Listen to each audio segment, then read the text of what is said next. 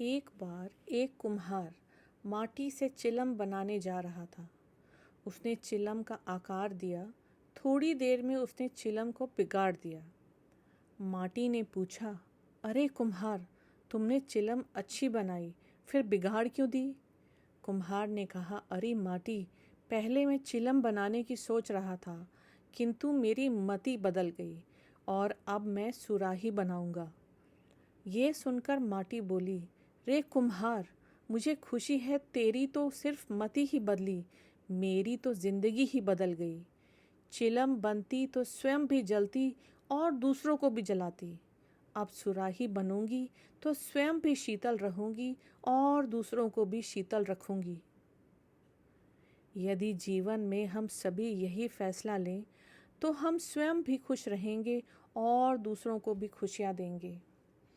नमस्कार, मैं सीमा भसीन आज आप सभी के सामने फिर उपस्थित हूँ एक बहुत ही खूबसूरत कहानी के साथ। एक चतुर व्यक्ति को काल से बहुत डर लगता था। एक दिन उसे चतुराई सूझी और काल को अपना मित्र बना लिया। उसने अपने मित्र काल से कहा, मित्र, तुम किसी को भी नहीं छोड़ते हो, किसी दिन मुझे भी गाल में धर लोगे। काल ने कहा, ये मृत्यु लोक है, जो आया है उसे मरना ही है। सृष्टि का यह शाश्वत नियम है, इसलिए मैं मजबूर हूँ। पर तुम मित्र हो, इसीलिए मैं जितनी रियायत कर सकता हूँ करूँगा ही। मुझसे ये आशा रखते हो, साफ साफ कहो। व्यक्ति ने कहा, मित्र, मैं इतना ही चाहता हूँ कि आप मुझे अपने लोक ले जाने के लिए आने से कुछ दिन पहले एक पत्र अवश्य लिख देना, ताकि मैं अपने बाल बच्चों को कारोबार की सभी बातें अच्छी तरह से समझा दूँ और स्वयं भी भगवान भजन में लग जाऊँ। काल ने प्रेम से कहा, यह कौन सी बड़ी बात है, मैं एक नहीं आपको चार पत्र भेज दूँगा। चिंता मत करो, चारों पत्रों के बीच समय भी अच्छा खासा दूंगा, ताकि तुम सचेत होकर काम निपटा लो। मनुष्य बड़ा प्रसन्न हुआ। सोचने लगा कि आज से मेरे मन से काल का भय भी निकल गया। मैं जाने से पूर्व अपने सभी कार्य पूर्ण करके जाऊंगा तो देवता भी मेरा स्वागत करेंगे। दिन बीतते गए, आखिर मृत्यु की घड़ी आ पहुंची। काल अपने दूतों सहित उसके समीप आकर बोला, मित्र, अब समय पूरा हुआ, मेरे साथ चलिए। मैं सत्यता और दृढ़ता पूर्वक अपने स्वामी की आज्ञा का पालन करते हुए एक क्षण भी तुम्हें और यहाँ नहीं छोड़ूंगा। मनुष्य के माथे पर बल पड़ गए, भ्रिकुटी तन गई और कहने लगा, धिक्कार है तुम्हारे जैसे मित्र पर। मेरे साथ विश्वासघात करते हुए तुम्हें लज्जा नहीं आती?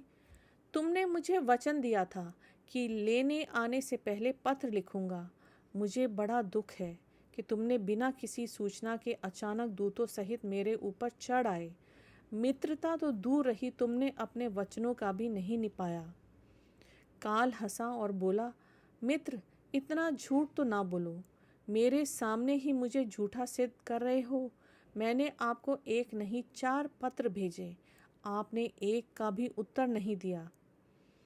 मनुष्य ने चौंक कर पूछा, कौन से पत्र? कोई प्रणाम है? मुझे पत्र प्राप्त होने की कोई डाक रसीद आपके पास है तो दिखाओ। काल ने कहा, मित्र, घबराओ नहीं, मेरे चारों पत्र इस समय आपके पास मौजूद हैं। मेरा पहला पत्र आपके सिर पर चढ़कर बोला, आपके काले सुंदर बालों को पकड़कर उन्हें सफ़ेद कर दिया और यह भी कहा कि सावधान हो जाओ, जो करना है कर डालो। नाम बढ़ाई और धन संग्रह के झंझटों को छोड़कर भजन में लग जाओ। पर मेरे पत्र का आपके ऊपर जरा भी असर नहीं हुआ। बनावटी रंग लगाकर आपने अपने बालों को फिर से काला कर लिया और पुनः जवान बनने के सपने में खो गए। आज तक मेरे श्वेत अक्षर आपके सिर पर लिखे हुए हैं। कुछ दिन बाद मैंने दूसरा पत्र आपके नेत्रों के प्रति भेजा। नेत्रों की ज्योति मंद होने लगी। फिर भी आंखों पर मोटे शीशे चढ़ाकर आप जगत को देखने का प्रयत्न करने लगे। 2 मिनट भी संसार की ओर से आंखें बंद करके ज्योति स्वरूप प्रभु का ध्यान मन में नहीं किया। इतने पर भी सावधान नहीं हुए तो मुझे आपकी दीन दशा पर बहुत तरस आया और मित्रता के नाते मैंने तीसरा पत्र भी भेजा। इस पत्र ने आपके दांतों को छुआ, हिलाया और तोड़ दिया। आपने इस पत्र का भी जवाब न दिया, बल्कि नकली दांत लगवाए और जबरदस्ती संसार के भौतिक पदार्थों का स्वाद लेने लगे। मुझे बहुत दुख हुआ कि मैं सदा इसके भले की सोचता हूँ और ये हर बात एक नया बनावटी रास्ता अपनाने को तैयार रहता है। अपने अंतिम पत्र के रूप में मैंने रोग, क्लेश तथा पीड़ाओं को भेजा, परंतु आपके अहंकारवश सब अनसुना कर दिया। जब मनुष्य ने काल के भेजे हुए पत्रों को समझा तो फूट फूट कर रोने लगा और अपने विपरीत कर्मों पर पश्चाताप करने लगा। उसने स्वीकार किया कि मैंने गफलत में शुभ चेतावनी भरे इन पत्रों को नहीं पढ़ा। मैं सदा यही सोचता रहा कि कल से भगवान का भजन करूँगा, अपनी कमाई अच्छे शुभ कार्यों में लगाऊंगा, पर वह कल नहीं आया। काल ने कहा, आज तक तुमने जो भी किया राग, रंग, स्वार्थ और भोगों के लिए किया। जानबूझकर ईश्वरीय नियमों को तोड़कर जो काम करता है वह अक्षम्य है। मनुष्य को जब अपनी बातों से काम बनता नजर नहीं आया तो उसने काल को करोड़ों की संपत्ति का लोभ दिखाया। काल ने हंसकर कहा, मित्र, यह मेरे लिए धूल से अधिक कुछ भी नहीं है। धन, दौलत, शोहरत, सत्ता, ये सब लोभ संसारी लोगों को वश में कर सकता है, मुझे नहीं। मनुष्य ने पूछा, क्या कोई ऐसी वस्तु नहीं जो तुम्हें भी प्रिय हो, जिससे तुम्हें लुभाया जा सके? ऐसा कैसे हो सकता है? काल ने उत्तर दिया, यदि तुम मुझे लुभाना ही चाहते थे तो सच्चाई और शुभ कर्मों का धन संग्रह करते। यह ऐसा धन है जिसके आगे मैं विवश हो सकता था, अपने निर्णय पर पुनर्विचार को बाध्य हो सकता था, पर तुम्हारे पास तो यह धन धेले भर का भी नहीं है। तुम्हारे ये सारे रुपए पैसे, जमीन जायदाद, तिजोरी में जमा धन संपत्ति सब यहीं छूट जाएगा।